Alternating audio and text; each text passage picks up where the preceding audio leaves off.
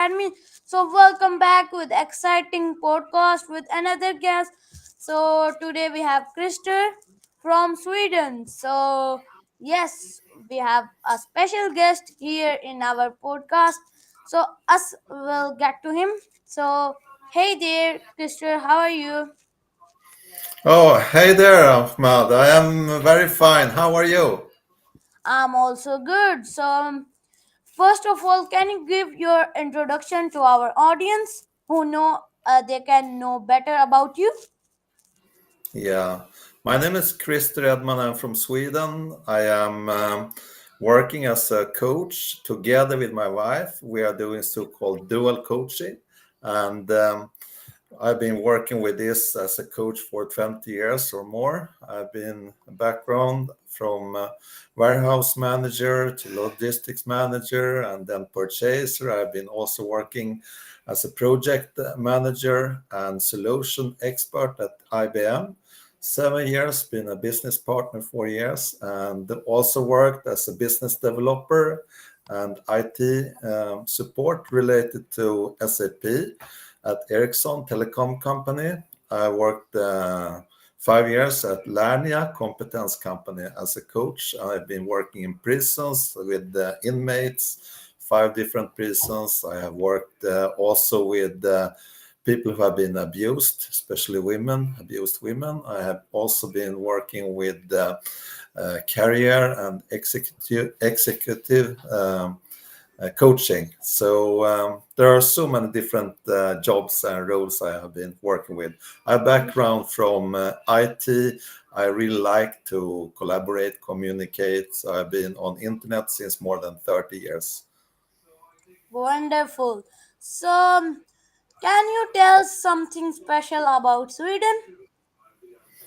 Yeah, I don't know what to say about Sweden. It's I like the nature. It's very cool country. Actually, we have like 8 months, which is quite cold here in Sweden. And we used to have a lot of snow during the winter time, and then it is going down to minus 30 degrees. So it can be very, very cold in Sweden. I think that is something. There are a lot of lakes in Sweden, and yeah, that's it. The nature is really nice, but cool country. It's low. It's like rare to me. Minus 30. Minus 20, yeah, that's unusual. Okay, so it's shocking. Okay, so what is your favorite food in your country? Oh, my country, I actually don't have so much favorite food here in my country. I think it's too little spices in the food we have in Sweden. So, but I like barbecue and also like meat and vegetables, and during the summer the potatoes and so on, that can be good. Yeah. Okay, so what do you like the most about your country? That is the freedom to go out. We have something called allemans, all people's right in the nature. You can't deny anyone. If you want to camp, you can go anywhere, almost anywhere, and say, I want to put up my tent here. I want to go in this place. So it's no, I should say, restrictions, only in few places which are like military zones. Otherwise, you can go everywhere. And it's really nice with the archipelago. That's nice as well. Okay, so I noticed in you, you are always happy. So, what makes you happy in your life? I think it's a kind of mindset because there are so many challenges in life. And when you have gone through a lot of things, then you know if you are not having a positive mindset and looking on opportunities, then you are lost. Then you know if you are negative or looking at what is hard things and hard times, like now when it's war, people are yeah, a lot of that's why I'm working also as a coach. Scarcity and instead of peace. And we lack a lot of things, but if we look at those things we lack, then we are always unhappy because there is always something more we want. If it's money, relationships, friends, and jobs, or whatever it is, we always can see the negative or the positive side. That's why I'm looking for what are the possibilities, opportunities. And if we are happy and smiling, then it will be automatically like other people will feel well too. I think that is encouraging, inspiring people when you have people who are positive, happy, and see opportunities. Okay, so whatever you said is correct because we make a mindset. We should be happy in our life. Yeah, Oh, exactly. okay. So, what do you love to do at free time? Yeah, communicating with the people and actually learning new things. I think there are always something new we can learn and use like tools. For example, now I am happy when I'm using AI. Things are much more efficient, and when I'm interacting with my family, with friends, and yeah, daughters, yeah, that makes me happy. And to see when people are growing, when they can grow their mindset, when they can do new things, and they say like, hey, this is working, I found a new way, I got a new contact, a new opportunity, that makes me happy to work with. So always trying my best to stay in that kind of mindset. It's about the mode you have from you wake up. If you're thinking, oh, I'm so yeah, poor, or I am so bad, there are no possibilities, there are nothing working. Instead, you look, okay, nice, I'm healthy, I can go out, the weather is okay, the rain is coming for the vegetables or for something else. So you can always see things from the positive side. Or if it's too hot, and you can say, yeah, it's very hot now, I have to learn how it is to stay in this temperature. I will make sure only to drink more water and make sure that I'm not becoming sick because the hydration or something like that. So that is important for me. Okay, so do you know Zafar Awan? Yes, I do. So he told me to, like I am in his intern. So he told me to talk with you on the topic of abundance. Yeah, I got to know him because he noticed that I was one of the friends of Sir Rehan Alavala, and then he started to talk about abundance and invited me to join him on one of his podcasts and told me about abundance and said, are you interested to work in that? I need to have people there. And he was so interested in homeless homeless people. So that was we talked about. And then I said, yeah, I've been homeless myself. And I have a friend. He is actually an IT owner. He is CEO for 5 companies. And then he asked me, can you get me in contact with him? Yeah, of course, I will see and do my best. And now I got contact with him, Charlie Hansson. And then the next step is he wanted to have a representative for Sweden and asked if I wanted to take that role as a global abundance organization president responsible for Sweden. So I say, yeah, that is an honor to do that. And then I was into it and reading, learning more about the concept of abundance, like you are working on the positive part, the possibilities, what you can do instead of complaining, like peace, prosperity, and you need to work on things which you can be a part of and networking with people and grow the possibilities and make more people to start networking and have peace as the concept, I should say. Instead of we are creating conflicts, wars, supporting that. We can support communication, networking, helping people see how we can collaborate better. So all of those things were relating to what I'm actually doing as a coach. Then I said, yeah, for sure, I want to do that. So that is how I got in contact with with Safar. Okay, so wow, it's amazing that you told about your friend, and he didn't know that I have interview with you. So before I was searching for guest on Facebook, I was just I sent request to you, and then you accepted, and I scheduled, and then we had a class. Every day we have a class. So he told me, I told him that I have interview with you. So he told to discuss on the topic of abundance mindset. Yeah, that's good. Really good. Okay, so can you explain me why is abundance mindset important? Uh, it's so important because if we think that it's scarcity and we don't have anything, and if we have that, I should say, the mindset of lack of things, instead of see what experiences we have, what challenges we have gone through, how can we use them as stepstones to do something better, and then you change your mindset into a positive mindset instead.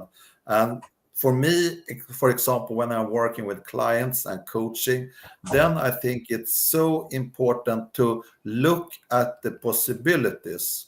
Because if we don't look at the possibilities, we are stuck in to the negative parts. And that is the most common. That's why we, for example, have war and people are fighting. Recently, I heard about what happened in India, and that what happened was that so many tourists were killed there, and then they are blaming it's Pakistan or it's someone else, and it's because of that, and then they are blaming people instead of saying that was horrible, they are terrorists, they are psychopaths, they are killing innocent people, exactly what's happening in Gaza. So many children are killed, so many people, civilians, what is happening? And we need to step out and have the courage to say and speak out, this is not okay, and interact with more people. And the more people will get to know what is going on, the more possibility we have actually to create peace. Peace can only be created when we are communicating.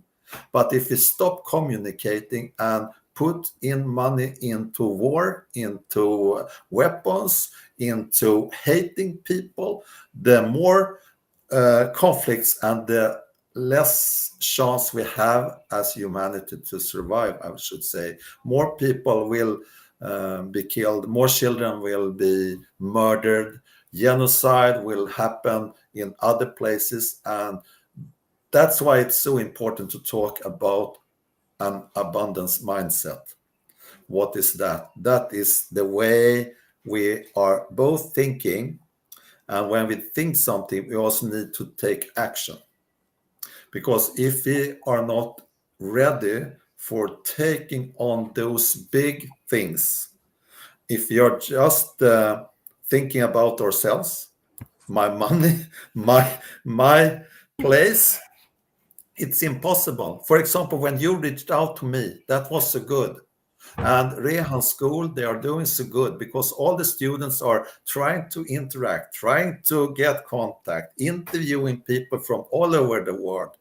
Most people, they are afraid of networking, they are afraid of talking, they are afraid of speaking out like they have. And if you are afraid, you will never learn, because a person who is afraid, who think they don't have anything, then they can't share anything. And that is the problem. We need to get people to understand you actually have a lot of assets, you have a lot of experience, you have knowledge, and If you are eager to learn, then you can learn whatever you want. It's only a matter of time, dedication, and finding what you have passion for to do. So when we find our dreams and follow them and take the steps and set up goals, that is what I'm working with, and follow up, that you take action. Okay, so first, as you said about wars, that they spend money on just like foolish wars, if I say, Yeah. Yeah. uh, it's exactly true. You can help others at other side. Okay, so yes, Rehan connects us with people, and we are like making a family, strong family, and we are talking with like now I am talking with you. We are friends now. We are Yeah. talking freely how we should talk with others, Yeah. but Yeah. other people they think like it's something scary or Yeah. other thing. That's right. You are so right there.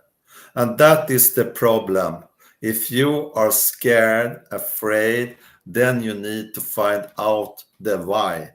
Why am I afraid of having contact? That is often that people they don't have self-awareness. They don't have self-confidence.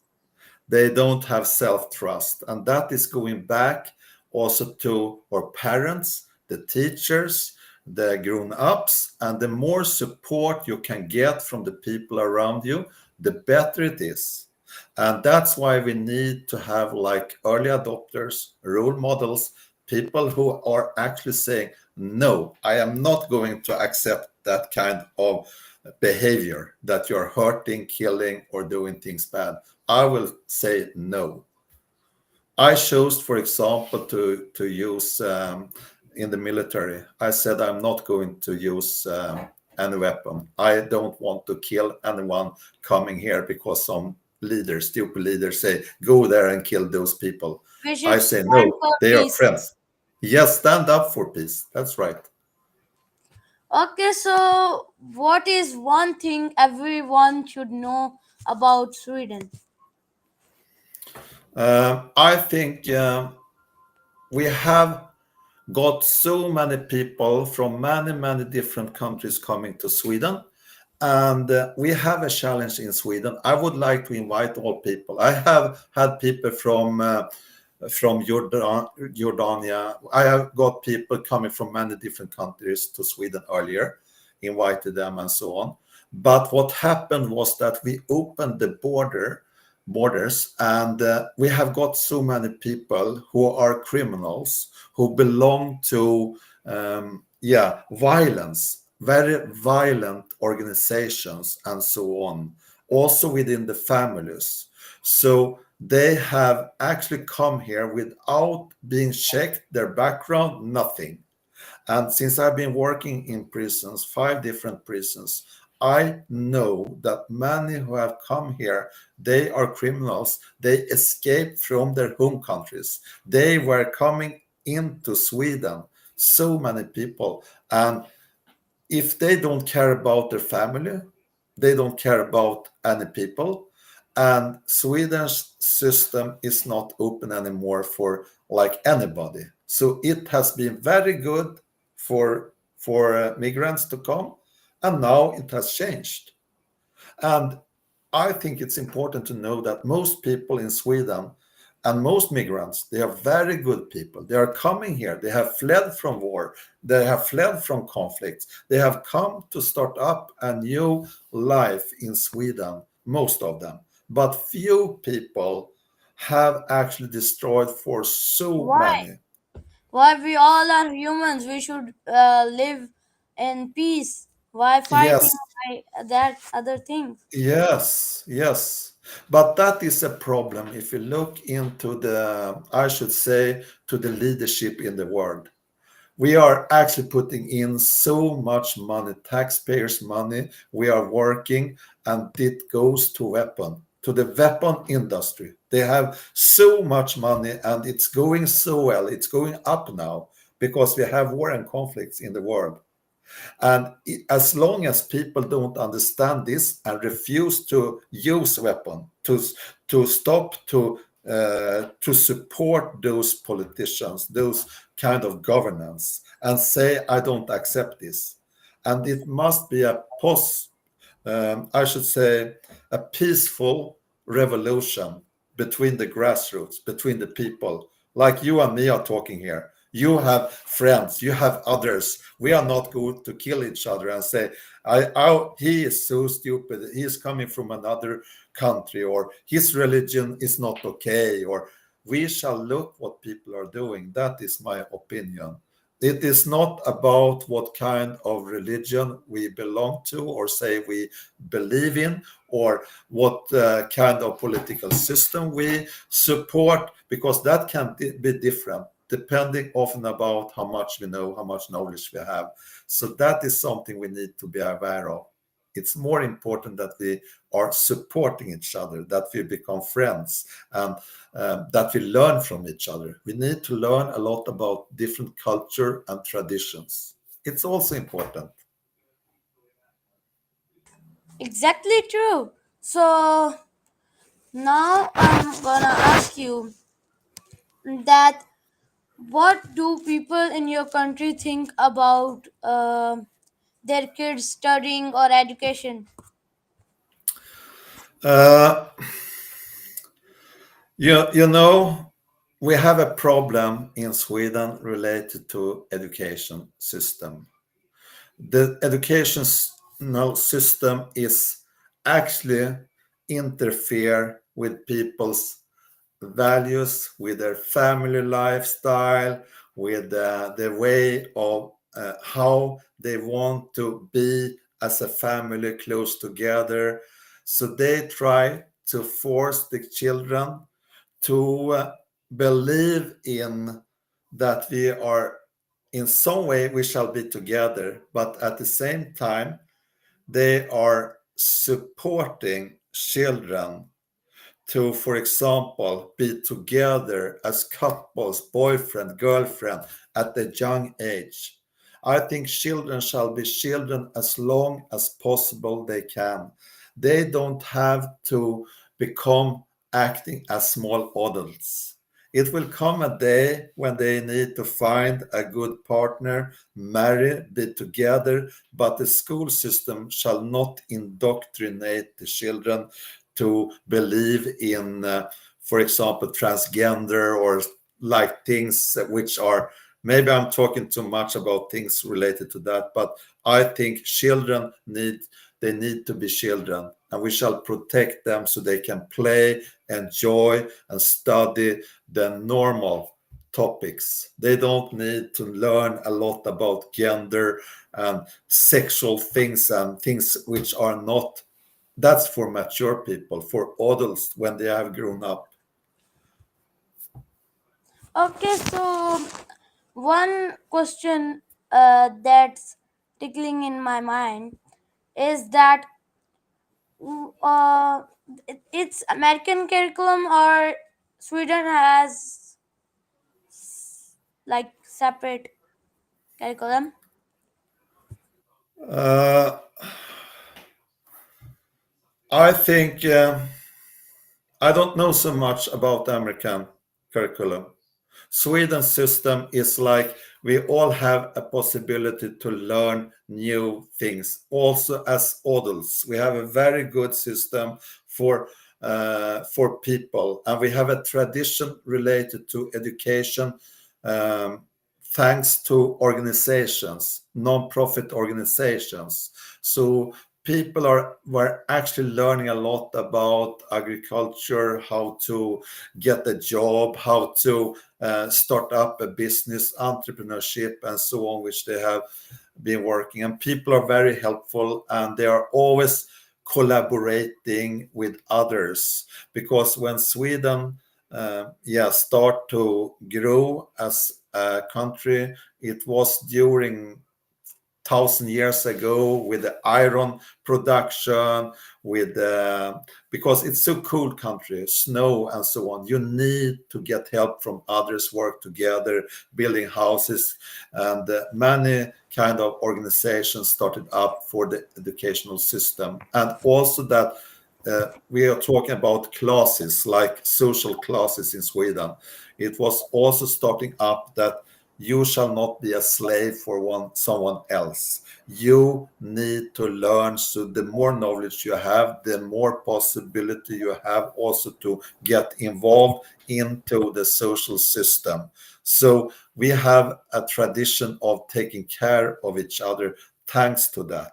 For example, with the iron production and the food production and so on, then they built like communities, local communities, taking the iron, the stones, and they a lot of production. They took care of the harvest in the best way and how they could use the fishing, the hunting, and everything from the nature. But now we have lost a lot of those things which were known about, and then we become dependent of importing things, a lot of things. But that is something, it built up Sweden, and the old generation were fighting for knowledge and supporting their children and the next generations and so on. And they got their own farms, their own homes, and so on, and built up on that. Okay, so That is, what did you want to be when you was a child? no, I remember I wanted to be a lawyer. I was talking to be a lawyer when I was a child. My father he was a police for more than 30 years. And I have always been against injustices. And my mother was a Finnish war child. She came to Sweden when she was 7 years of age. So that was something which was, yeah, I noticed how hard it is with war. War is the worst. She was running out with sheets over her head. It was the Finnish war, and during the Finnish war, when the Russians were bombing them, and they had to run out from the school with sheets over their heads so nobody could see them. And so that was their way of hiding. They had almost no food. They were starving. And she came alone to Sweden when she was 7 years of age. And I learned a lot from her. I learned a lot from my father as a police. So I think there are things we can do. So I wanted to work against injustices. What do you think about people in Pakistan? They are very kind people. They are always friendly, inviting me, eager to learn, curious people, and also very interested in foreigners and to learn and get to know. And I have been invited to so many people's homes, and my wife is from Pakistan. I'm so proud of her and the way we are. She got me to start to learn about AI, and she is always inspiring, encouraging me, and she is teaching me how to cook Pakistani food. So that is also nice. So I'm, yeah, doing a lot of Pakistani food. Okay, so at the end, what advice do you want to give, like me or my audience? Yeah, I would say get to know yourself and set up, follow your dreams. Make sure to follow your dreams. Find your passion. And if you know, for example, oh, this is what I want to work with. This is my purpose in life. And I want to do this. Go for it. Set up a plan. Set up goals and have the discipline to follow up and celebrate what you achieve. For example, now when you took the contact, you might have been afraid from the beginning, shall I take this contact a little bit? And then when you perform, when you do it so well as this interview, then tap yourself on your shoulder and say that was well done.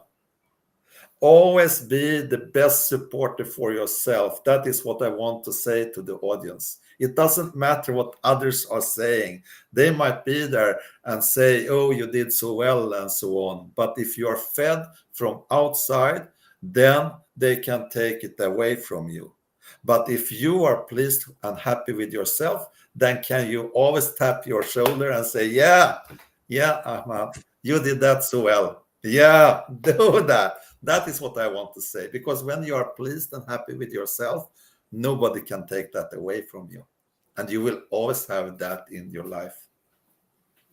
Okay, so I learned a lot from you. So, what is the main thing that Sir Rehan tell us or our facilitators? What you learn, tell others. Communicate and distribute all you have learned or spread it all over the world. So, if Yeah, you spread it, you get more. exactly. Exactly. You know, I want to say this also. Love is something which is never ending. The more love we give, the more love we get back. That is actually limitless. So if we are focused on doing that, then we will never lack anything in our lives, I would say, because you can't take it away. You can see people are doing stupid things, then you can observe and say that is a person who lack love or have been, yeah, during very violent situations, and that person who might be the worst or angry or blah blah blah or attacking you, then you can say, yeah, I understand, I love you, you must have gone through hell in life. I've been working with people in prisons. Most of them have a very aggressive behavior. They have no impulse control. I worked in prisons and I said, I love you, brother. I love you, brother. What are your dreams? How do you feel? What what I didn't say what you have gone through, but I said you are free to tell me whatever you like. Whatever you want, we talk about it. Life can be really hard. We might have very hard situations and with people, with parents, with friends, abused, and whatever. I have talked to so many people. They have been mistreated and they have been actually, they feel so much shame. They feel so much sadness, but they don't talk about it. They hide it and instead they do things like that. They try to become strong. They have a very big, I should say, ego, or the self confidence is on the outside of them to protect the little boy inside or the little girl inside who is actually very sad, suffer, and have a lot of traumas. The traumas, if they are untreated and not talked about, it will increase. Okay, so everyone, this was today Christer Edman from Sweden. We learned a lot from him. So first of all, we thanks him to that he came to our podcast and give his spare minutes. Okay, so thank you. We'll meet next time with Thank another you. with another podcast. Till that time, take care. Allah Yeah, Hafiz. thank